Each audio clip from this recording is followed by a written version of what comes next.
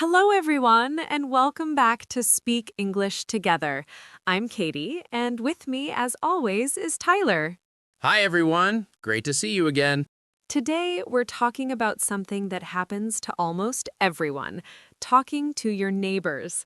Whether you live in an apartment building, a house, or a condo, knowing how to chat naturally with neighbors is really useful in daily life.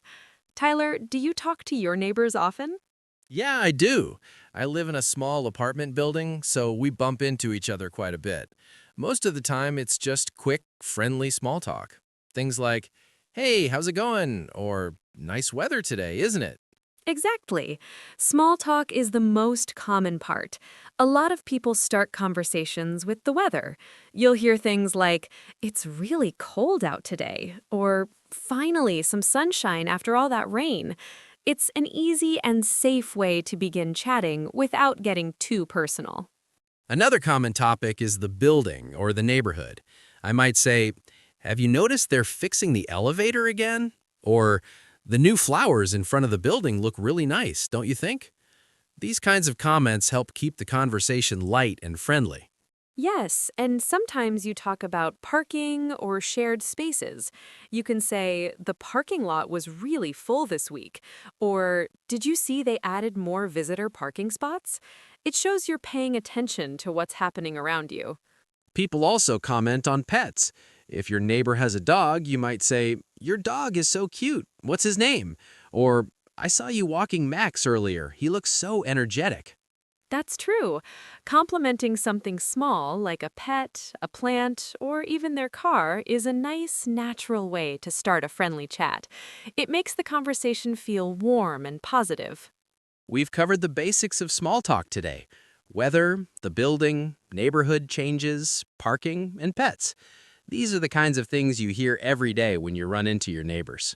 Let's continue with some more practical situations that happen with neighbors.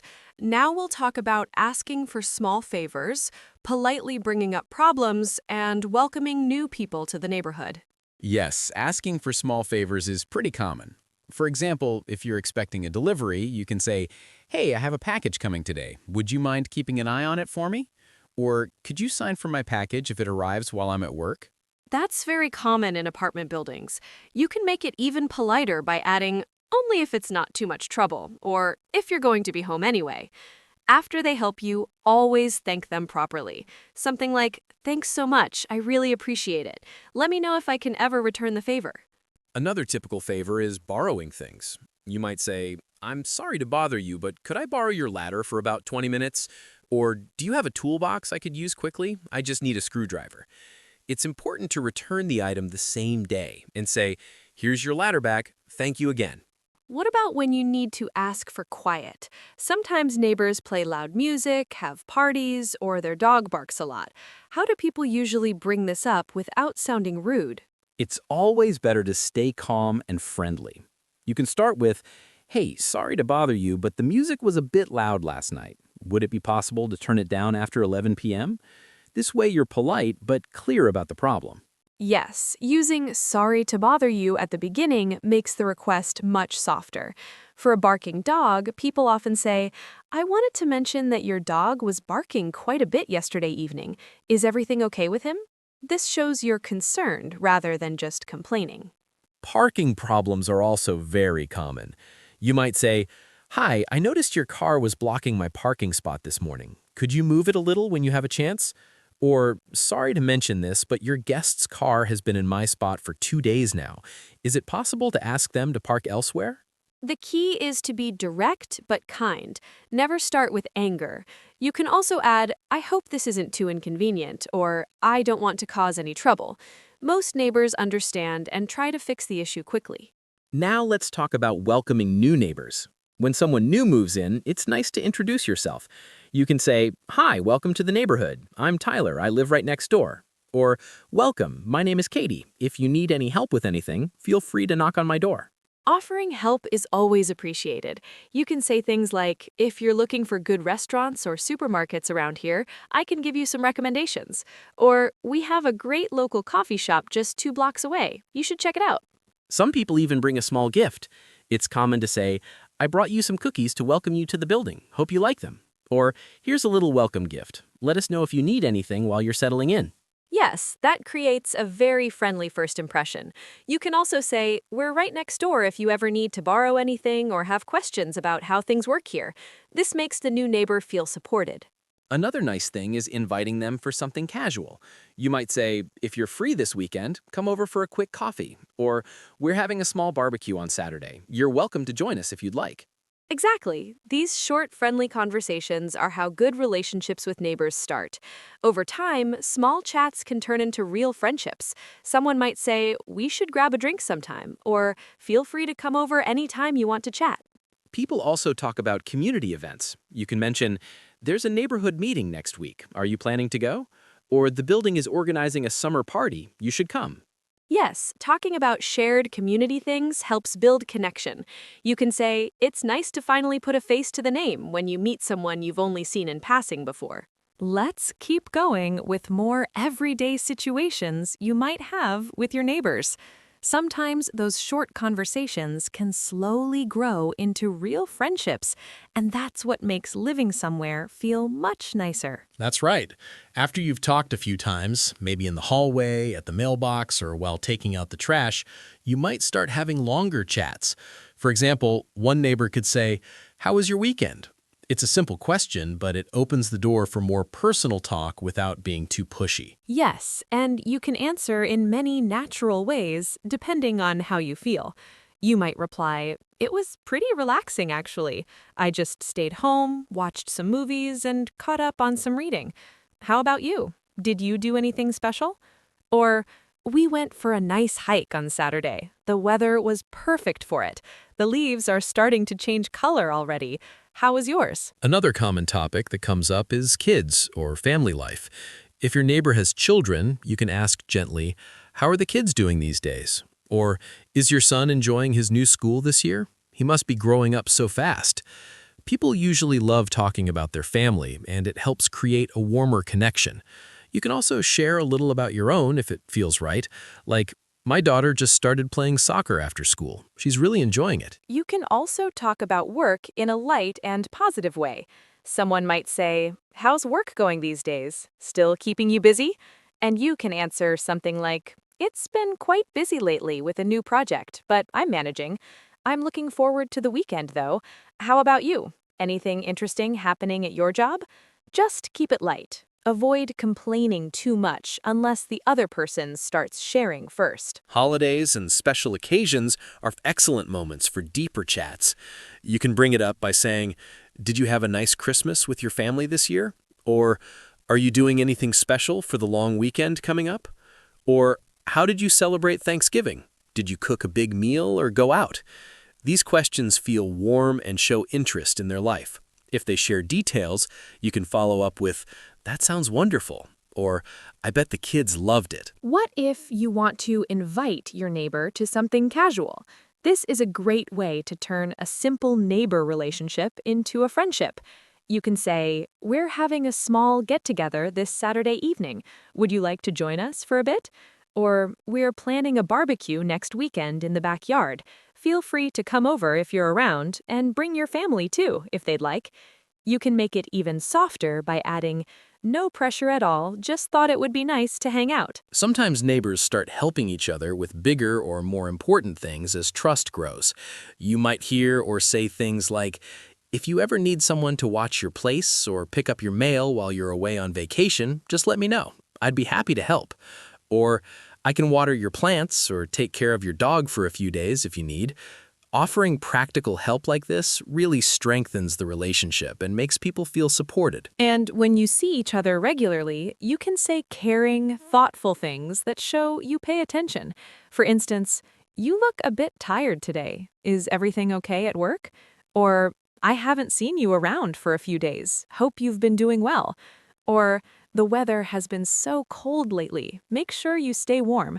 Little comments like these make the other person feel noticed and cared for in a natural way. Don't forget about ending the conversation nicely. After a good chat, simple and warm goodbyes work best. You can say, "Take care," or "Have a good evening," or "See you around." If the conversation was longer and more friendly, you can add something like, "It was really nice talking to you today," or "Always good to catch up with you."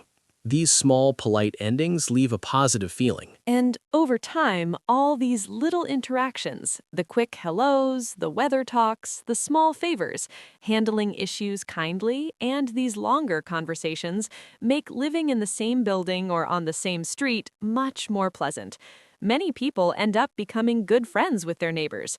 They might share meals, watch each other's kids for short times, or even help during difficult situations like illness or moving. Let's think about when neighbors are moving out. This is another common situation. You can say something kind like, "We're really going to miss having you as a neighbor. You've been great to live next to." Or, "Good luck in your new place. I hope you settle in quickly. Keep in touch if you can. Here's my number." It shows appreciation and leaves the door open for future contact. Yes, and on the other side, when new people move in, we already talked about welcoming them warmly with introductions, offers of help, recommendations, and small gifts. It all starts with being friendly and polite from the very first hello. Consistency is important. Saying hi regularly helps the relationship grow without feeling forced. Another situation that comes up is when there are community activities or building issues that affect everyone. You might say, "Did you hear about the new recycling rules they're starting next month?" Or, "The building management is planning to repaint the hallways soon. What do you think about the color choices?" Or, "There's a neighborhood watch meeting next Tuesday evening. Are you thinking of going?" Talking about these shared things brings people together. You can also share useful local information. For example, there's a really good farmer's market on Saturdays just 2 blocks away. The vegetables are always fresh. Or, I found a great mechanic nearby if you ever need car repairs. They're honest and not too expensive. Sharing tips like this makes you a helpful neighbor. Sometimes conversations turn to pets in more detail. You could say, "Your dog seems so well trained. What kind of training did you do?" Or, "My cat keeps trying to sneak into the hallway. Have you had any issues with that?" Pet talk is usually light and fun for animal lovers. If you have plants or a garden, that can also be a topic. Your balcony flowers look beautiful this year. What's your secret? Or, I'm trying to grow tomatoes on my windowsill. Any advice? These small shared interests help conversations flow easily. Some buildings or neighborhoods organize informal events like game nights, movie evenings, or potluck dinners. You might hear, "A few of us are getting together for cards on Friday. Want to join?" Or, "We do a potluck every couple of months. Everyone brings one dish. It's always fun." During summer or holidays, outdoor activities become common. The kids are setting up a lemonade stand this weekend. Feel free to stop by. Or, we're watching the fireworks from the rooftop on the 4th. You're welcome to come up. These invitations make the community feel closer. It's also good to know how to politely decline an invitation if you're busy or not interested. You can say, "Thanks so much for the invite, but I already have plans this weekend." Or, "I'd love to, but I'm swamped with work right now. Maybe next time." Always say it with a smile and gratitude so it doesn't sound cold. Another real situation is when neighbors have different schedules. Someone who works night shifts might say, "Sorry if I make noise when I come home late. I try to be quiet." You can reply kindly, "No worries at all. I understand. Let me know if I ever disturb you in the mornings." Cultural differences can also come up in diverse neighborhoods. You might learn about different traditions. A neighbor could say, "We celebrate Diwali every year with lights and sweets. Would you like to join us for some snacks?" This is a wonderful opportunity to learn and connect. In the end, talking to neighbors doesn't have to be complicated or stressful. Start with simple weather talk or comments about the building, be polite when asking for help or mentioning problems, welcome new people kindly, and let the friendship grow naturally over time through regular, friendly interactions. The more you practice these natural English phrases in real situations, the more confident and comfortable you'll feel whenever you run into your neighbors. Whether it's a quick 2-minute chat by the elevator or a longer conversation over coffee, every interaction adds up. Remember that being a good neighbor goes both ways: listening, offering help, respecting boundaries, and showing kindness. These small habits create a better living environment for everyone. Thanks for joining us for this full episode on talking to neighbors in English. We hope these real conversations and useful phrases help you sound more natural and confident in your everyday English. If you have any funny, awkward, or heartwarming stories about talking to your neighbors, please share them in the comments below. We'd love to read them and maybe even feature some in a future video. Don't forget to like the video if you found it helpful, subscribe to Speak English Together for more real everyday English practice, and hit the notification bell so you never miss a new lesson. Keep practicing your English every single day, keep being kind to the people around you, and keep being a good neighbor too. See you in the next episode. Bye, everyone. Bye!